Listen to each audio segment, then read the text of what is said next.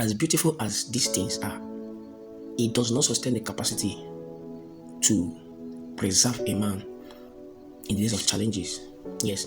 It's until hell check up on a man that we will know if you have actually, if you have drank from the fountain of supply of heaven. Yes, or you have just been asking for your needs. When I say fountain of supply from heaven, what I mean is this: there are things that when you begin to engage in place of prayer, then actually you are not joining into the reality of God, no, as your source, because man came from God. God created man.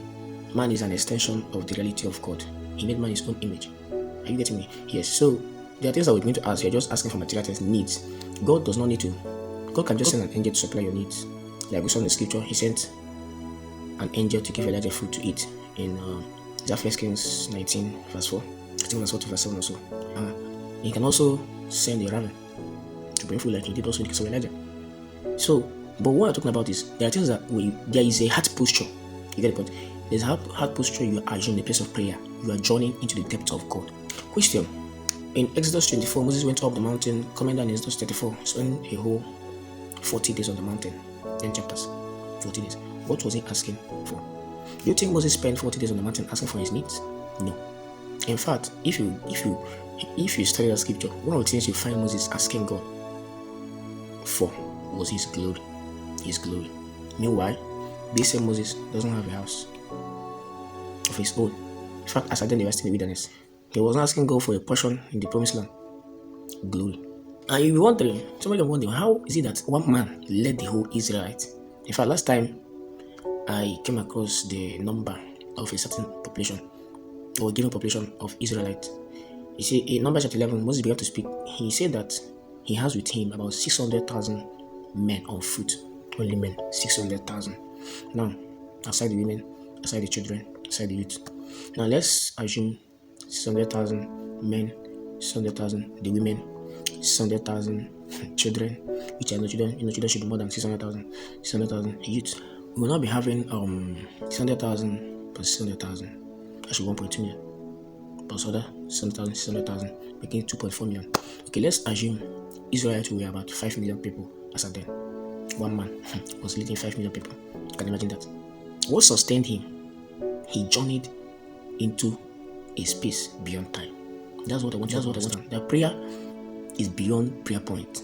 Get away from this deception of thinking that whenever we come for prayer gatherings in churches, in our fellowships, when they begin to raise prayer, that the only prayer that moves your heart is prayer that talks of need. That's why prayers are need driven. And regardless of the fact that God is supplying our needs, how is our spiritual growth? Are we improving? Are we building capacity? If you have been praying and yet the same thing that threatens you 5 years back can still come back to threaten you, it means that all your prayers, is futile, or you are asking amiss. Yes, because the scripture prayer that we can actually ask amiss. I think that's the book of James, if I'm not mistaken. So, the Bible says, as he prayed, the version of his countenance was altered. His raiment glowed. What was the prayer point? It was not recorded, but he prayed. So for scripture to say that he prayed, for scripture to acknowledge that Jesus prayed, he truly did. He truly did. But the prayer point was not recorded. And yet we saw the effect of the prayer. The prayer point was not what? Recorded, and yet we saw the effect of the prayer. Just like the case of Hannah. Hannah came to the temple and was praying. In fact, all the while Hannah was praying and words could come out of her mouth, Eli didn't show up. So, question, why did Eli waited until the scripture now said that her mouth were not moving, but there was no prayer point. There was no words. So prayer is beyond words. That was when Eli showed up, and the answer to her prayer was granted. Another thing you have to note about prayer is that prayer is heartfelt. Prayer has to be heartfelt because it's a spiritual something. See, prayer works more than we think. I'm telling you, prayer works more than we think. Prayer works more than we can ask of. Prayer works beyond what we can see. prayer works beyond the three-dimensional realm.